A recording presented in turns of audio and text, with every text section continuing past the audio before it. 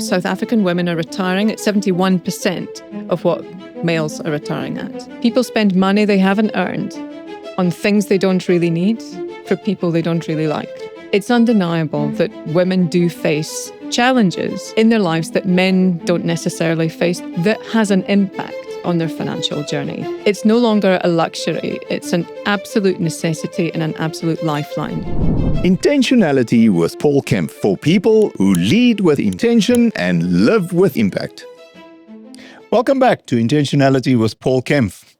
Thank you for joining us. Thank you for making the choice of living a more intentional life and joining our intentional community. I thought it was going to be a good idea if we get a female perspective on finances and on this 3M financial framework. So it is my great pleasure to welcome in our studio and introduce to all of you my guest for today, Laura van Schalkwyk. Welcome, Laura. Thank you, Paul. Thanks for having me. It's wonderful having you here. Now, Laura, before we get into the financial perspective and your perspective on finances, your experiences on finances, what it is that you do in terms of managing your own finances, I want to first just touch on who you are, what you do, and what your role is in FFG. With pleasure. Thank you, Paul, and thanks for having me. Yes, I've been in financial services almost 20 years now, and I've been with FFG. It's coming up for 8 years. Has it been that long? In fact, next week, it will be 8 years. Wow. So don't worry, it's a week away. You don't need to have a present ready now. Okay. Yes, I've been there 8 years, and my background is actually in asset finance and banking. And currently, my role at FFG is involved in the asset risk management side. And recently this year, I also took over the marketing function for the group. So I kind of like to think I've got a few different hats that I wear at FFG. I love the fact that we're quite a diverse and holistic group, and I get to be a part of a few different things. So I really like that. So yeah, very happy. Now, before we dive into finances, one last thing that we have to talk about. Your name is Laura, your surname is van Schalkwyk, and yet your accent doesn't sound very Afrikaans. Tell us the story around that, please. Well, I'm from quite a far northern part of Gauteng, as in Northern Hemisphere North. But yes, I'm from Scotland originally. I've been in South Africa now. Gosh, it's 20 years. Yes, it'll be 20 years this year that I've been in South Africa. So I think I'm well South Africanized now. So I've had the best of both. I've been very blessed to have the best of both. So I don't know what you would call me then. A Scot-African, a Scafrican, Scot. a Scafrican, Yes, or something. I'm not too sure, but yeah, and I've been very blessed to have experienced both. So yeah. Your husband Rudolf is Afrikaans. I know him well. Obviously, when I see him, we talk Afrikaans. Interesting question. Your kids, English or Afrikaans? Oh, they are a mix, a mengelmoes, isn't it? Yes, that's the right word. They are a mix of everything, but mostly English. Okay. Yeah. That's Good. not the question I thought you were going to ask me. I thought the question that most people ask me is, when Scotland plays Springboks at rugby, who do I support? I thought that's what you were going to Tell us, please. Well, I just wanted to mention it. Obviously, it's Scotland. It's the homeland, isn't it? So it's where you're from. But you're not going to tell your mother that your mother-in-law's cooking is better, even if it is. True. So, but yeah, that's my answer. Does that not change? I mean, 20 years, 30 years, 40 years, when does that change? Or it'll always just be Scotland? I don't think it will ever change. Okay. Interesting. I don't think it will ever change. It's where you're from. It's in your heart. All right. We're here to talk about finances. Now, just some background. You and I had some discussions about this podcast episode. I think one of the things that happened that made me think this will be a good idea to get a different perspective was a discussion we had around an initiative that you started in FFG. It being Women's Month, I think you sent out an email where you asked for some input from FFG staff about what their perspective on finances are, for us to get a better feel in Women's Month for how women think about finances. So I think a good starting point for me on this discussion is to just touch on that financial framework that I've done in the previous 3 episodes, and maybe start with mindset and how you think about finances. Just looking back on the framework, it was really a great exercise. Actually, I enjoyed the 3-part framework. I must say, on the mindset side, I did kind of struggle a little bit to connect emotions that I might have towards finances and habits and spending and what I do. So I tried to maybe just reflect on experiences and to think back, okay, what are some of my experiences that's maybe led to where I am now? that was quite an interesting exercise because you tend to go then way back. And I think two things kind of stood out for me. One was just the upbringing that I had. I'm from a very rural place in Scotland. It was a small village.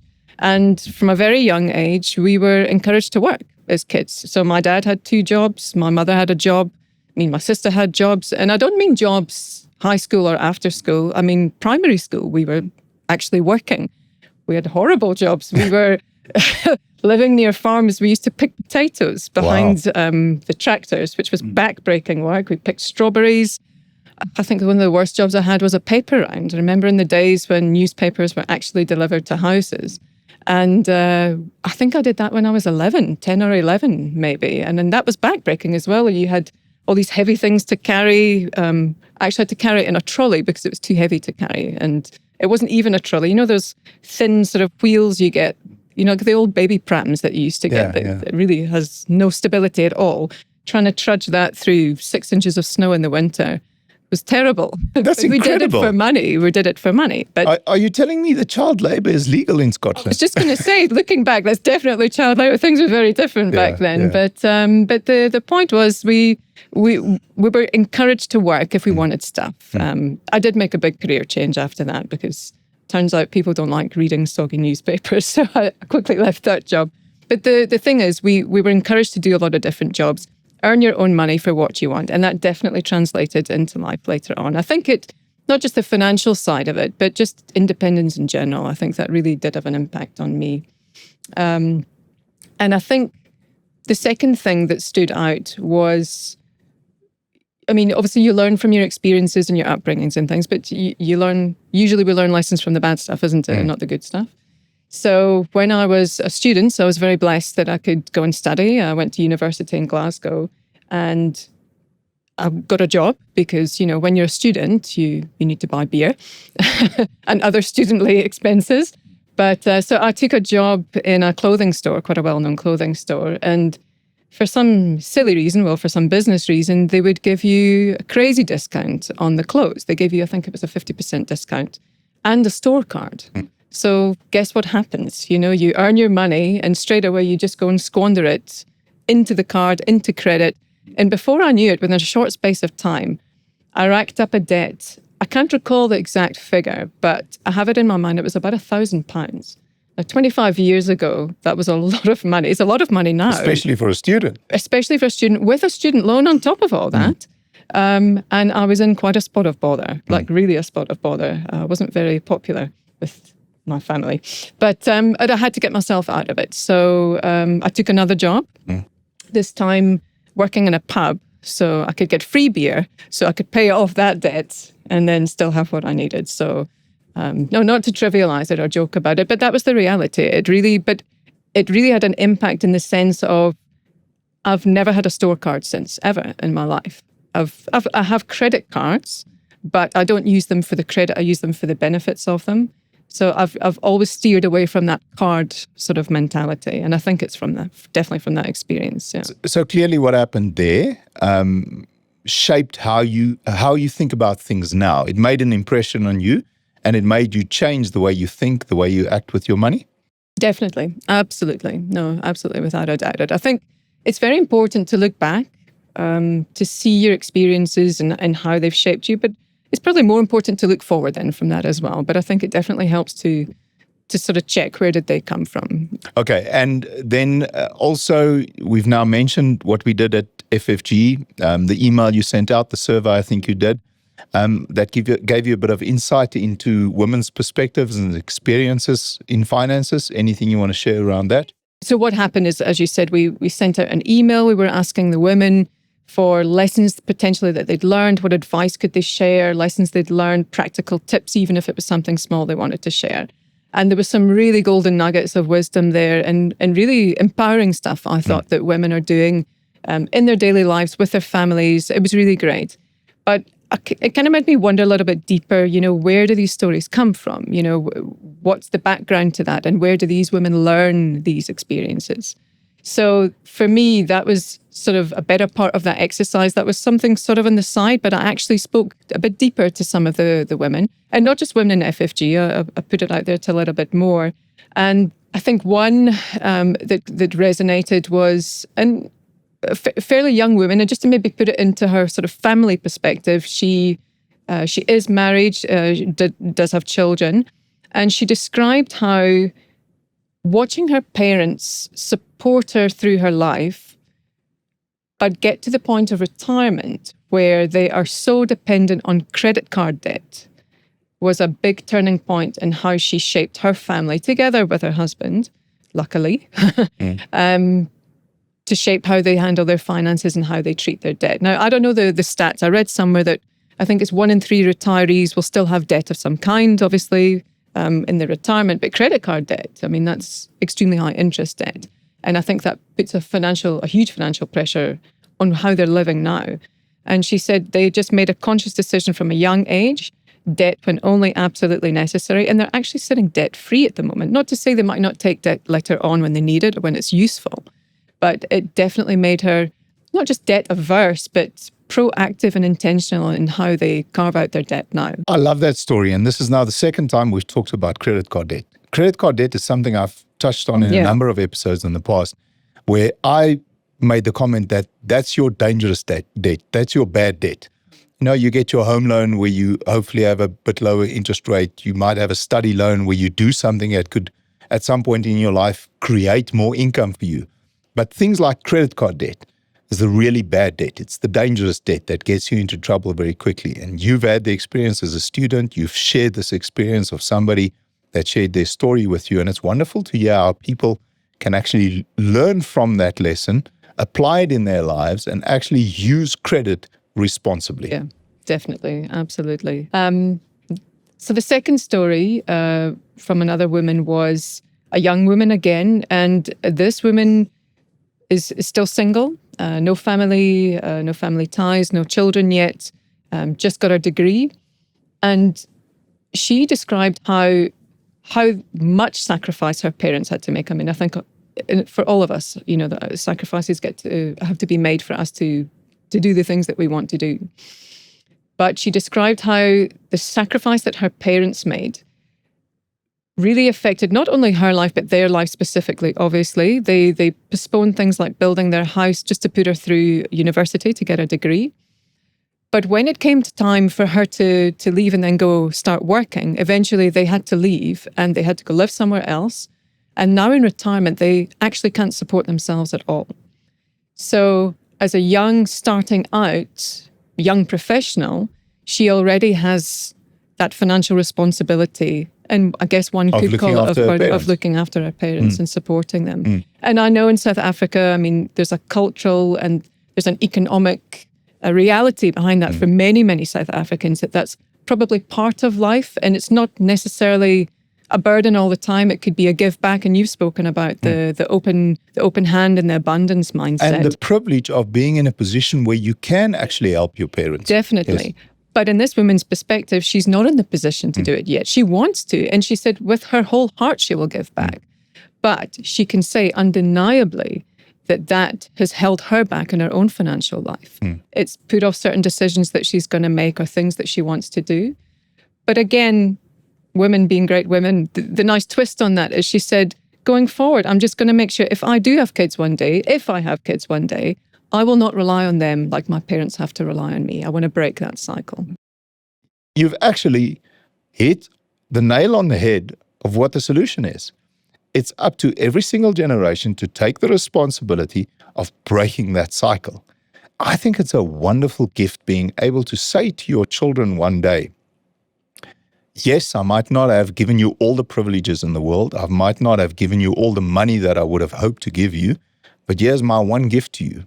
You will never have to look after me in my retirement. Absolutely, yeah. It starts at home. It's yes. Got to, yeah. Wonderful. No, that's two great stories. Any other stories you want to share? One quick one, because it was a little bit different and it made me think a bit differently as well. Also, again, fairly, I keep saying young women, but they're all younger than me, so young women. Again, in a family setup. But what was interesting about this one was she described keeping up with the Joneses. And I always thought keeping up with the Joneses was maybe more for my age and above, you know, where you're more in your middle age, you're starting to maybe have a little bit of extra wealth where you want to buy stuff, and that's where the sort of keeping up and social pressures come in. But she says it's the same for young people as well.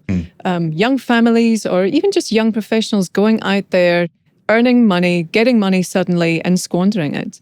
And she told me a story about a friends of theirs that unfortunately had this fall from grace story where they were earning decent money, unfortunately did live beyond their means. There was a bit of a double-edged thing. They were living beyond their means. They were buying everything that was new, and one of them lost their job at the same time, and everything sort of came crashing down. But what was also interesting was how she said social media plays a role for them as well. And she said, you're constantly bombarded with, look what holiday that one's going on, or the car that this one bought, or the clothes that this one is wearing. And I never thought about that before because I don't use social media personally myself in a personal capacity, but I could see, it's bad enough you drive around and you see all the other nice cars, what about all these other people that you know and the people that are your peers that's appearing to be at that level as well. So that for me was very interesting. And again, the lesson she said there was, her words were, it's not just about living within your means. You actually have to live below your means to have that safety net. Because the safety net might be, well, you can't afford expensive stuff anymore. Or what if somebody loses their income? If you don't have some sort of protection or safety net, you're really going to face some challenges there. And I think you spoke about it in the second episode, about the mechanics, about the keeping up with the Joneses and how you often see that as well. And I think it is a real thing. I think people just spend more money. What is that quote? I think it says, people spend money they haven't earned on things they don't really need for people they don't really like. I absolutely love that quote. All right, you referred to mechanics. Let's talk about mechanics. That was the second part of the 3M financial framework. What I want to know from you is, do you think the mechanics for women are different from mechanics for men? The framework, a financial framework, like you've described and that you've structured, and any financial framework can be universal, but I think the experience is not. And I think the experience that women go through that sits behind their financial framework is very different to men. I think it also depends where you are in your financial journey, obviously, for women or men. Are you at the beginning? Are you starting out? Are you building? Are you accumulating wealth? Are you at retirement? But it's undeniable that women do face challenges in their lives that men don't necessarily face that has an impact on their financial journey. And then the mechanics that would come behind that.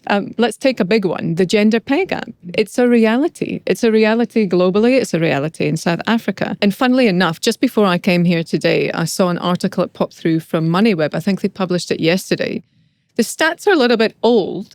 I don't know why we don't have more recent stats, but the whole article was about the gender pay gap. And they talked about how the percentage now is that South African women are retiring at 71%. Of what males are retiring at now. And it's dropped. It used to be in the 80s, apparently, a couple of years ago. That's a big difference. And now it's dropped to 71. So for every 100 rand a man retires with, a woman only has 71. And what's worse is in the executive roles and in leadership, that drops to 63.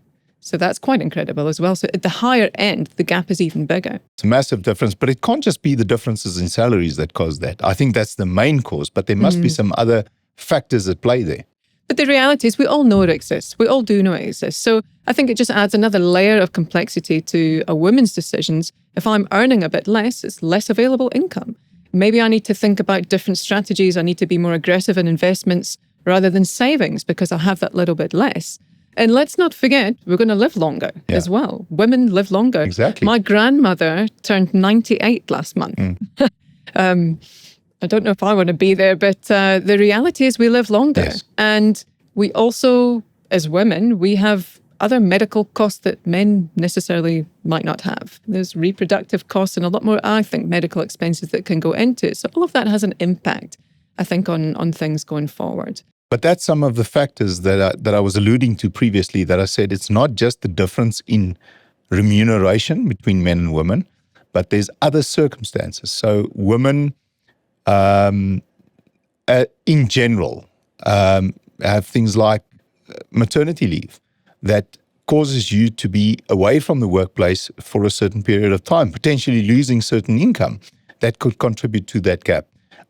Women sometimes take time off in their careers to spend time with children, either full-time or part-time, which again has an influence on your ability to build that retirement income that you need. And that's what I mean by, I think it's more than just the salary gap that causes that difference between what men and women have at retirement. Oh, absolutely. I mean, biology is biology. We're the ones having the babies at the end of the day. And whether you choose to or not, and if it's a few weeks to a few months that you take off, or a couple of years for some people, it's inevitably going to have an impact on your income and then what you can then do with it later on.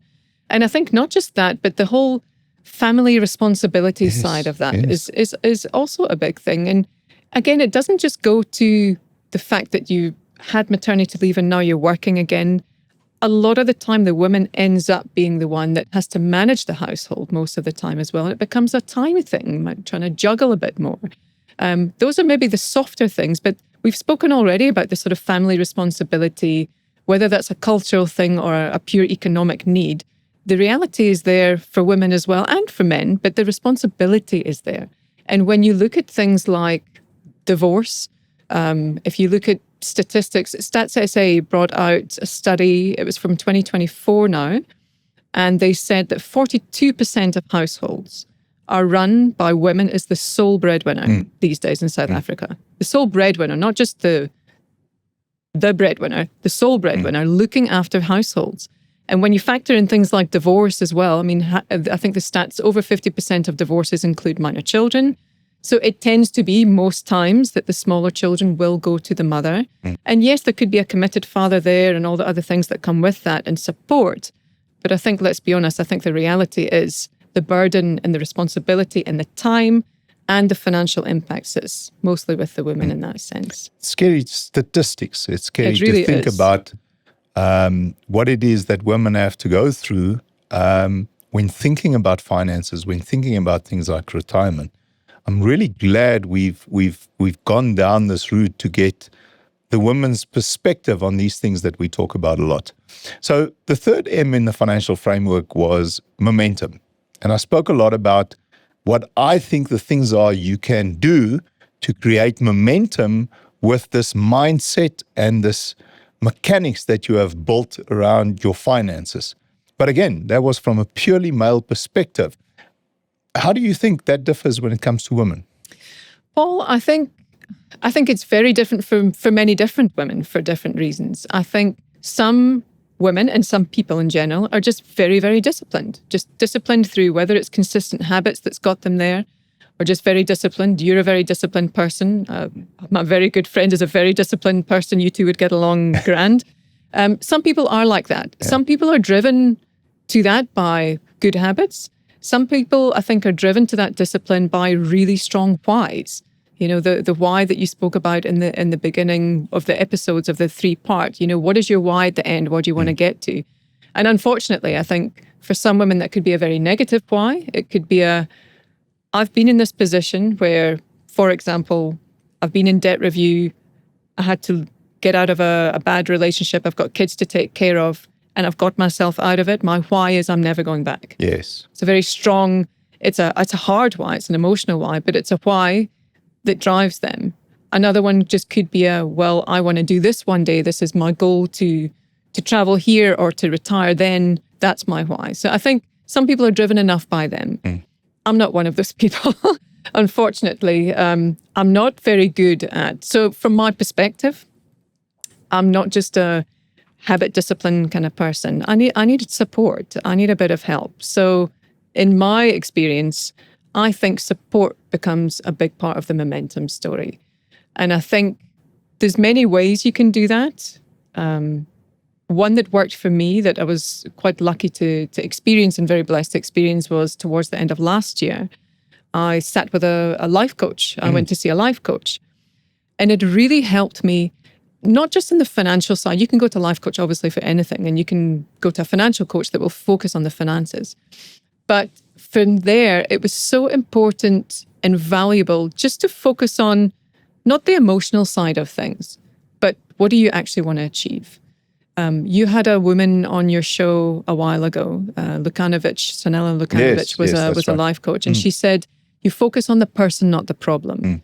And that was great, because I would talk, and then the life coach would say, okay, you're complaining, let's get back to what it is. What is the goal? And just that simple act of thinking of a goal, a small goal. It could be something small like, maybe I need to go and open a tax-free savings account, or maybe I've got a conversation with a colleague that's going to be difficult.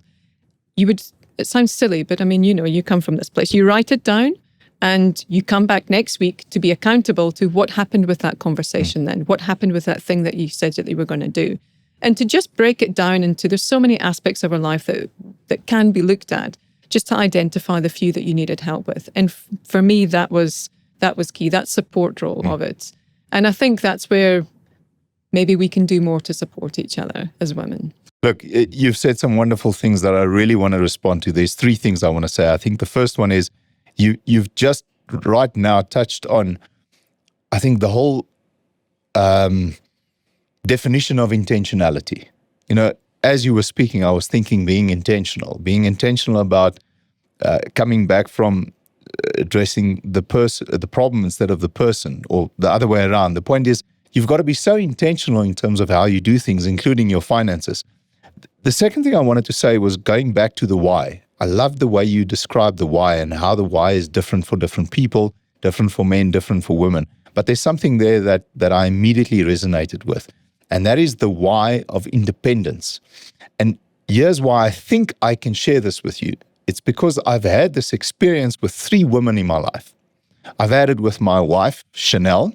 I've had it with my sister, Sonia, and I've had it with my daughter, Tiani, where all 3 of them are incredibly driven to be successful, where work and the remuneration they receive out of their work is incredibly important to them.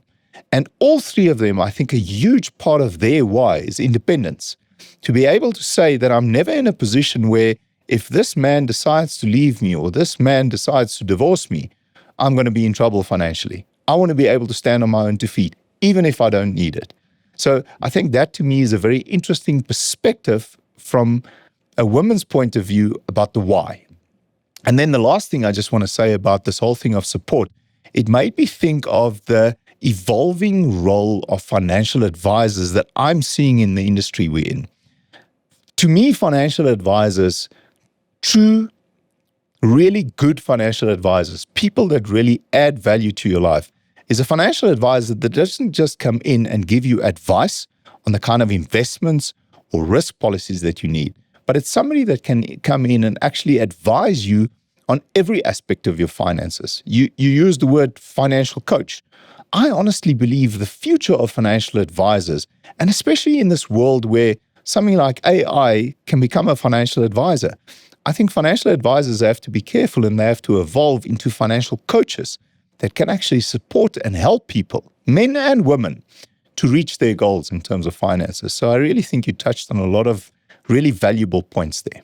I want to take a moment to thank our sponsor, the FFG Group of Companies. Take another step into living a more intentional life by being more intentional with your finances and insurance. As a trusted provider of a wide range of financial services, the FFG Group offers innovative, tailored solutions that help companies and individuals thrive and flourish. They are an amazing company that I believe in because they embody intentionality in everything they do, and I'm proud to partner with them. FFG is an authorized financial services provider. Ready to take the next step? Click the link below and start making better, more intentional financial decisions, or visit their website. Remember, with FFG, you create the memories, we ensure the journey. Well, I think I agree with you from the financial advice side. I think just back to the independence side, I think it is a huge driver. I mean, that's really what anyone is struggling for. Whether you're a man or a woman, you're struggling for financial independence. But I think the independence side is definitely something, like I touched on earlier, is true for me. It's a big why for me. But to get independence, knowledge is key. Very true. We've spoken about so many things that are nuanced to women, such as maybe additional family responsibility, dependency that they have on them, other roles of responsibility that they have. And I think that maybe especially a generational thing that's occurred, is that women have not had the knowledge in the family framework to be able to make the best and most informed decisions. And what I'm talking about is, and it's simple things like, are you involved in your household discussions? Do you know what's going on? If you have say a significant other or a spouse or just people that you live with that you share responsibilities with, or are you looking after the family, the parents, other family members? How much do you know what's going on in that financial setup that's impacting on your responsibility and your money at the end of the day? And I think the knowledge is where the key is there. And I think that also goes back to where we can try and support each other is through that. And I think we have a responsibility there, being in this industry, is helping people understand the importance of involving the woman in these conversations, in these plans that we make, in these decisions that we make around our finances. We have both seen it happen where people don't involve the spouse, somebody passes away, and it's all of a sudden a nightmare. Yeah. And that's just another one of the reasons why I think it's so important that women do have that knowledge, that we share that knowledge. And that ties back to the financial advice that you're talking about. You know, we don't want a financial advisor that's just going to put structures in place. Luckily, I know a lot of great financial advisors that will never do that. But you need more context. That's what I'm talking about, the support. You need to know the nuances that what could have brought you to where you are. But there's a reality here. Let's be honest. Yes, we are all independent women and we love to think that way. But not everybody is. Yeah. Some people do have constraints and might not have been involved in discussions in the way things were set up. It's so crucial that changes, though. And I do think it is. I really do think it is. From the women that I talk to, it definitely is. Wonderful. Any last thoughts around momentum, financial momentum that you want to share? Sure, Paul, there's a lot. I think there's a lot of things we can talk about with momentum because there's a lot we can do. And I think it begs the question, what more can we do?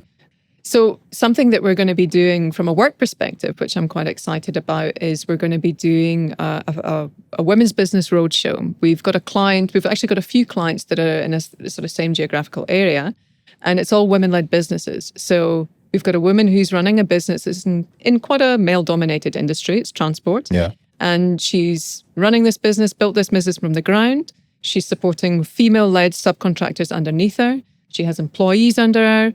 And we decided to do a bit of a roadshow with them. So some of our team are going, and then we're going to form a team with them and just basically have a sort of women's think tank for the day and try and learn from each other and get each other's experiences. So from our side, we've got someone on the wealth side. We've got a wealth advisor that's coming with us. She's going to be joining us. We'll be there from the sort of asset risk management and liability side. We've got someone from the employee benefits team that's going to come with. So she's going to obviously support the workforce and the guys that's working there. And then from their side, we're going to talk about women in business, women leadership. One of the subcontractors that works for her or works under her is a chartered accountant and a financial coach. And she's going to be speaking with us as well and speaking to us, which we're very excited about. So that's something exciting in my mind. It's something small maybe, but it's something that I think we can get a lot of benefit out of. No, I think it's a great idea. I love it. I'm a little bit sad that it's women only. Obviously, I'm not invited, but I think it's a great idea. I think the production team must do something around putting a link or a message or something around this roadshow that you're planning on our platform, on the social media, once you guys are ready to launch that. And maybe one last piece of advice, if I may give some advice, we must think about how you can incorporate something like financial literacy in this roadshow, because I think that's another big problem we have. Not just from a woman's perspective. I think in general, financial literacy is a big problem in this country. Oh, absolutely. Well, it's the bedrock of everything, isn't it? So I think I don't even know what the statistics are. I did look, but I don't believe the statistic is this as high as it is, because I think it was 40% or something. So no, that really is. And I think that's also, where do we go from there? That is the key to it, actually. And we touched on that earlier when I told you the story about the parents that couldn't support themselves in retirement. The woman said she absolutely believes with 100% certainty that it's because of a lack of financial literacy that her parents ended up, God bless them, gave her everything, but they ended up not being able to support themselves at all in retirement. Absolutely. And that's where we need to step in. That's another podcast on its own. Yeah, no, I agree. Laura, this has been great. I really think that you've shared some wonderful perspectives some wonderful lessons, some wonderful stories, some wonderful advice. I really like the content that we have created here today. Thank you for your participation. Maybe to end off, just one or two things. This is, after all, intentionality with Paul Kempf. We've referred to doing things in an intentional way in your finances a few times today. Is there anything else in your life that you can share with us where intentionality plays a role, things that you do on an intentional basis? I'm very intentional about starting my day. I know it sounds quite simple. It's coffee and then exercise. And that's as simple as that. It clears my mind. It sets me up for the day. You go for a run, ideas come to you. Yeah. It's just soul cleansing. And it's my time in the day that's only mine. And I absolutely love it. So that is every morning, that's my intentionality. Awesome. A morning routine. Laura, typically we end off these episodes with a tip of the week. You've already shared so many tips. Maybe there's something else you can leave us with, you can leave the listeners and the viewers with. Sure. Paul, I don't really have a tip of the week per se. Like you said, we've spoken about a lot of practicalities already. So I thought I'd maybe rather end it on a quote, something that came out of one of the conversations that I had with one of the women. And it was her perspective, and I really liked what she said. And funnily enough, it goes back to what we were just speaking about, that last point about the financial literacy. So I think it fits in quite well. So she was speaking about financial literacy and how important it is and how it's no longer a luxury. It's an absolute necessity and an absolute lifeline. And she said, without it, financial messes are inevitable. And you will only learn about it when you have to clean up. And I thought that was so powerful because it really drives the point home how important it is. And it really just needs to beg the question, well, what more can we do then? And how can we be a part of that? I think it's a question and a conversation we definitely need to have more. I love it. That's very deep, very profound, very valuable end to this episode. Laura, thank you for your time. Thank you for sharing with us your experiences, your stories, your wisdom. It has been a real pleasure having you in the studio today. Thank you. It's been a real honor for me. Thank you. And that's it. Thanks for joining us. Thanks for making the intentional decision to spend some time with us today, and see you again in 2 weeks' time. Please like, subscribe, and leave us a rating. And if this helped you today, share it with someone else on the same journey. Until next time, keep showing up with intention.